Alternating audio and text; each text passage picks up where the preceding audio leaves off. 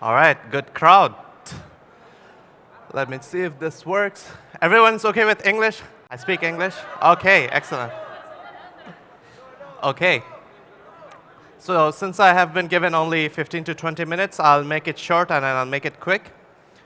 Just be aware that I'm not going to go into too many technicalities. I will keep it very simple, very easy to understand.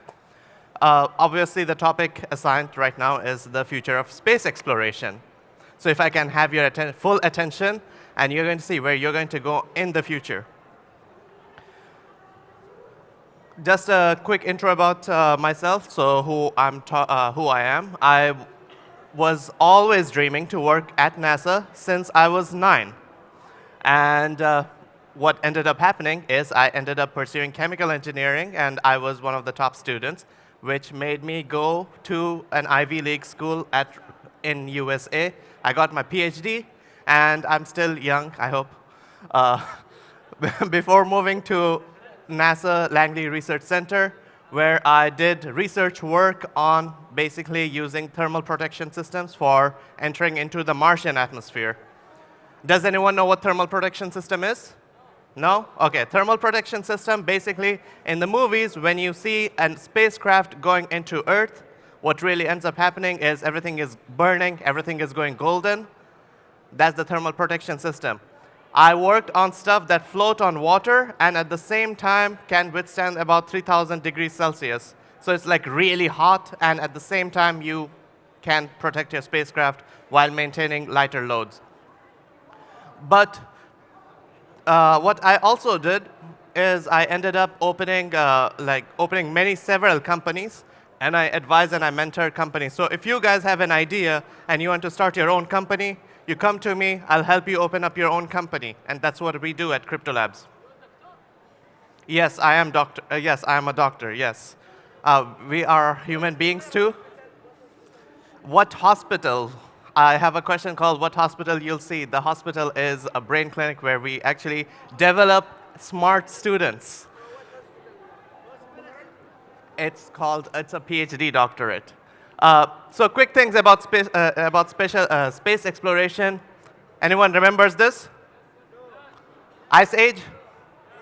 Yes, Ice Age, okay. Human beings, as a human being, what we ended up doing is we ended up walking towards other places just to survive. We ended up walking somewhere just to see what we can find new food, just exploration. This is human nature. Tomorrow, if I just put you in a small cell which is completely dark and completely devoid of light, what you would end up doing is you would start being curious about what is this, what is that. You see a baby is curious. Same thing. It's us human beings who are curious. We started to walk on land to survive, then we started to go around the oceans. Tomorrow you see in Corniche you keep seeing that there is like endless ocean, endless sea. What will you do with it? That is one way of exploration until you realize you cannot swim farther. And eventually we ended up going up there in space, right? How did we end up going up there in space? Because we started seeing the lights up there. What is it? What are those stars? It's just human curiosity.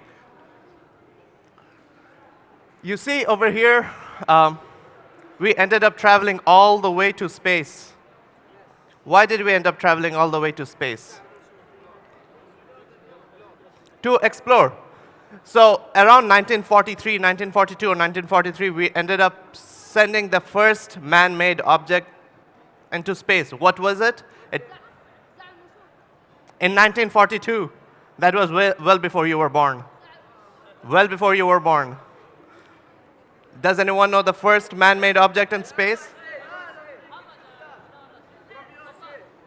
The first man-made object. An object is something like a shoe that you would make. The first. Wait for it. What was the first man-made object? The first man-made object was a rocket. It's a V2 rocket. It was made by Germany. They ended up shooting it up in space, and it has a very difficult name. I cannot remember it right now. Oops. So just to give you a brief, in 1957, we ended up sending the first satellite, the first ever satellite, that with which your GPS is working, by the way, the first ever satellite, up there, just across Earth, orbiting the Earth, which was Sputnik. And then we had the first human, we had the first NASA program established, first probe on Moon, first probe on Venus, reusable space shuttle, International Space Shuttle, first reusable rocket. Do you see a pattern over here? What's the pattern? What's the pattern? I'll show you a pattern over here. The pattern is, it's always USA, Russia, the Soviet Union, it's always the European Space Agency. Why is it so? Why is it so that it's always USA, China, Germany, and it's always the Polish Space Agency, the Roscosmos? Technology, okay, fine. So they are the ones who are curious enough to go forward in technology. Okay, so technology, yes. Are we lagging behind? No? Well, obviously not, because you have all been following the news. So just quick thing, everyone knows where Hazal Mansouri is right now. He's floating up there in space, in International Space Station, so that you guys can go along. You guys can tag along. And what is it that you're doing? Playing PUBG? Nothing against PUBG, though, but I'm just saying, Hazal Mansouri went through several training just so that he can inspire you. He spends hours just to talk to the youth. Why? Because he believes in you. He believes in UAE going forward. And it's your job to follow his footsteps just to go to space. And why are we going over there? So that we can build new technology. By the way, it's not only Hazal Mansouri who is actually over there. We also have Dr. Ali Al-Hammadi and Dr. Adam Khaja. They're already starting their space business. Because of, so with Kryptolabs, we are actually developing an idea into a business. What is a business in space? Can someone tell me what is a business in space? What is a business in space? So we have people who are using satellite imagery to do, using artificial intelligence, the talk which you just saw, to actually start a business. You see, Steve Jobs is an entrepreneur. Bill Gates is an entrepreneur. You're using his devices all the time. You're using his iPhone. When will we ever see a UAE national company that everyone is using? It's all because in the future, okay, and this is what we are talking about today, the future of space exploration. So by 2020, we are going to be sending the Hope probe, and then eventually we are going to go to Mars, do scientific missions. Why are we spending millions of dollars just to go to Mars? To explore. So if I want to just explore, I could have just stayed back and just let US and China and everyone else do the job. Why am I doing it?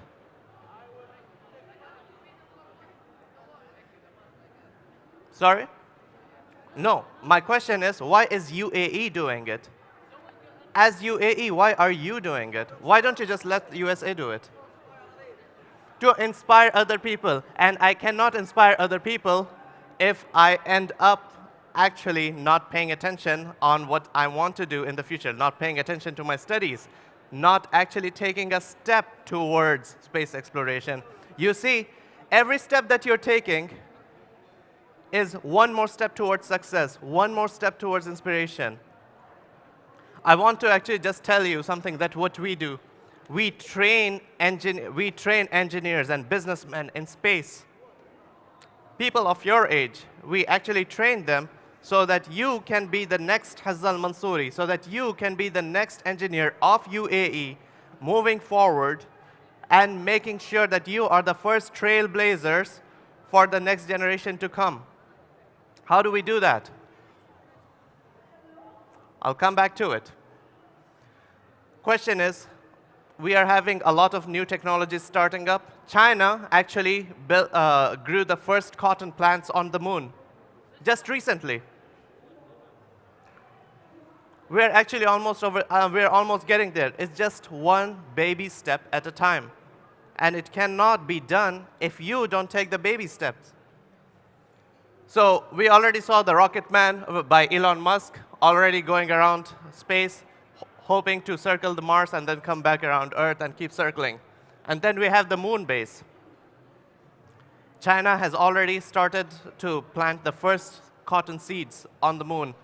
We have the Mars base. We have new suns, new planets. I can keep going on the new technologies that are coming in. But that's not the whole idea that I want to give. I don't want to give you another technical talk. What I want to give you is there is no end to curiosity. There is no end to actually moving forward. What we want is you to take the next step, because we are all waiting for the next Emirati who's going to be the first person to actually disrupt the industry. How do we do it? We also train you. So what we do is, I am also a founder of a company called Laboratory. We train people like you to be the next trailblazers. If you think Hazal Mansouri is the first, Dr. Ali is the first, Dr. Adam is the first, we train people like you. We make sure that you have someone to look up to, that you are given the right set of skills, the thinking required, not to just pass an exam. I mean, I could pass an exam anytime, sure, and then what? What is the meaning of my life if I am not actually doing something, if I am not contributing to humanity? Then you're just another living being. You might as well just be a plant, right? What are you doing? So, just to give you a brief, we do everything from drones, from robotics, from entrepreneurship, starting your own business, DNA synthesis, like DNA separations, launching satellites up to space. There's something that we do so that you, which are the next generation, can actually help contribute being the next trailblazers. So just to give you a conclusion, what is the future of space? The future of space is actually you. It's not the next technology, it's you. It's you who is going to actually develop those technologies. It's you who's going to put UAE as the first nation on the planet that actually could develop a new technology. And it won't happen if you just sit idle. And this is something that we want to look forward to. What are you doing with your life? I mean, is passing exam just everything? Or is learning new skill the next big thing? I want you all to take this as a takeaway message. And I'll just conclude my talk because I think I'm running out of time. So if you have any questions, please let me know. Thank you.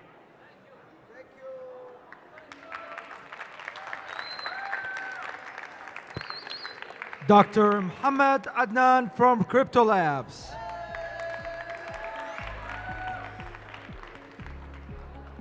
لو سمحتوا ابقوا بمقاعدكم، راح نسوي سحب.